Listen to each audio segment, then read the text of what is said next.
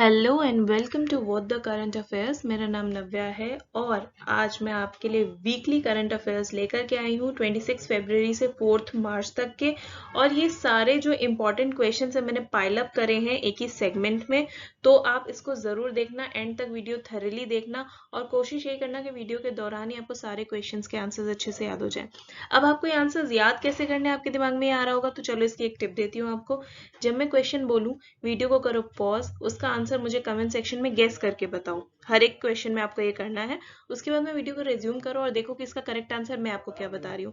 इससे क्या होगा, आपको क्विज खेलने में मजा आएगा और क्वेश्चंस के आंसर्स आपको बहुत ही इजीली अच्छे से याद हो जाएंगे।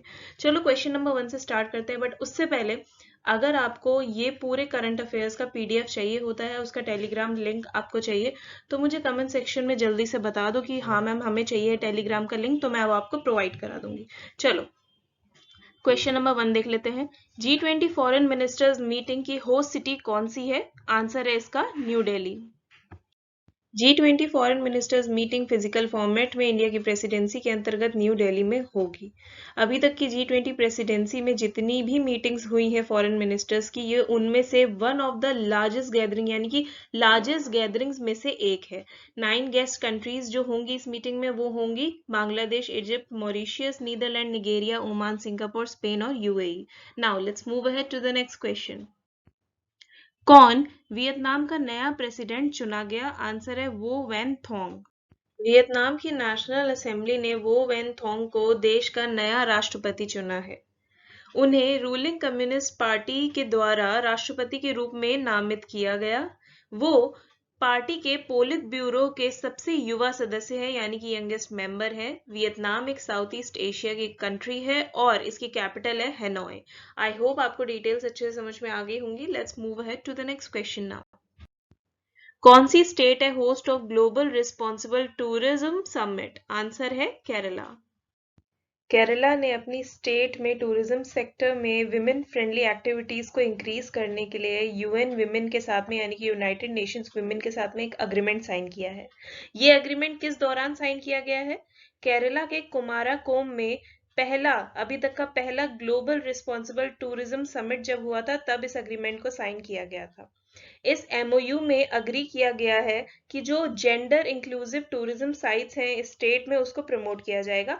इससे ये मतलब है कि बहुत बार ऐसा होता है कि टूरिज्म सेक्टर में लड़कों का जो योगदान होता है वो लड़कियों से ज्यादा होता है, और लड़कियों को यानी कि विमेन को ज्यादातर कुकिंग और इन सब के काम के लिए ही इसमें रखा जाता है, जबकि ऐसा नहीं होना चाहिए। विमेन को भी उनके हिसाब से विमेन फ्रेंडली एक्टिविटीज बूस्ट करने के लिए, मतलब उनको भी उसके लिए बहुत सारे मौके मिलने चाहिए।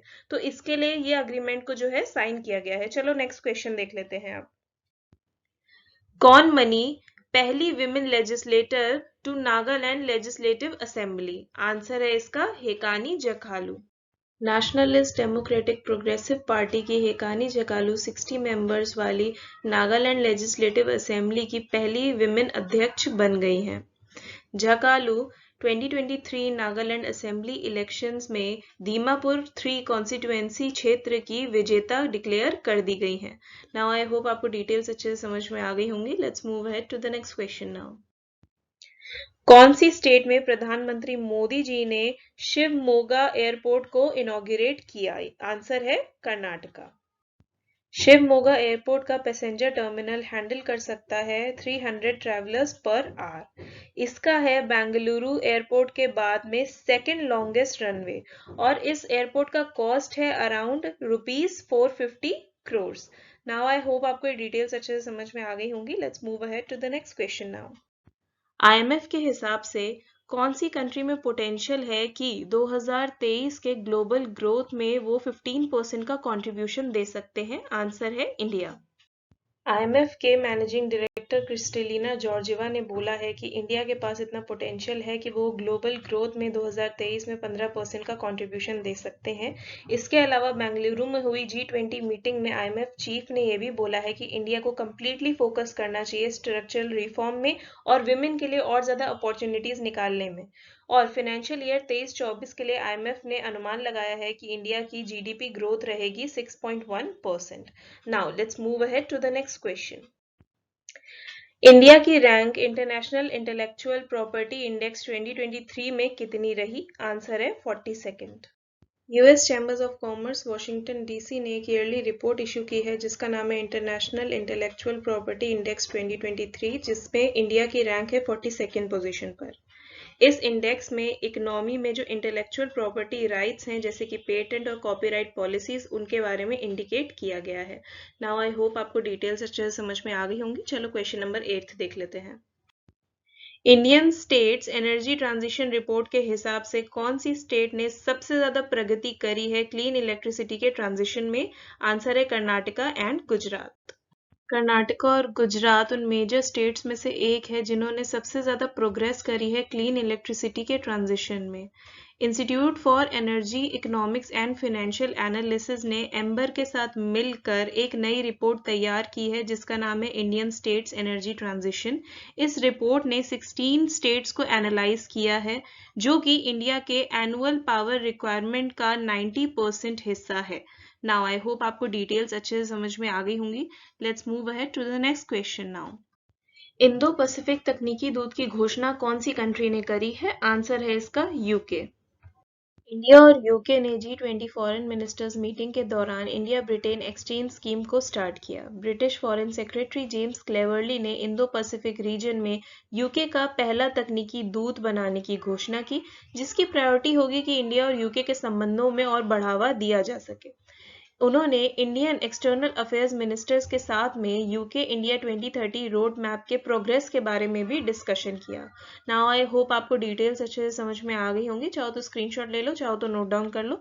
Let's move ahead to the next question now. किसको सम्मानित किया गया Marconi award for the year 2023 से? तो आंसर है हरि बालकृष्णन। डॉक्टर बालाकृष्णन एक प्रोफेसर हैं in the department of electrical engineering and computer science MIT में। इन्होंने अपना ग्रेजुएशन 1993 में पूरा किया था IIT मद्रास से फ्रॉम कंप्यूटर साइंस, और बीटेक किया था इन्होंने इसमें। PhD इन्होंने अपना पूरा किया था 1998 में from the university of California Berkeley. US based Marconi foundation की तरफ से ये जो मैरकॉनी प्राइज है ये सबसे ज्यादा प्रेस्टिजियस अवार्ड माना जाता है for computer science. Now I hope आपको ये सब समझ में आ गया होगा, वीडियो इन्फॉर्मेटिव भी लगा होगा। अगर इन्फॉर्मेटिव लगा हो, लाइक शेयर कमेंट सब्सक्राइब, आपको पता है आपको सारी अच्छी चीजें कर लेनी है। Now this is me Navya signing off. मिलती हूँ आपसे अपने नेक्स्ट वीडियो में। Till then bye bye, take care. और मेरे शॉर्ट्स भी देखते रहना, वो भी बहुत ज्यादा इन्फॉर्मेटिव होते हैं। बाय।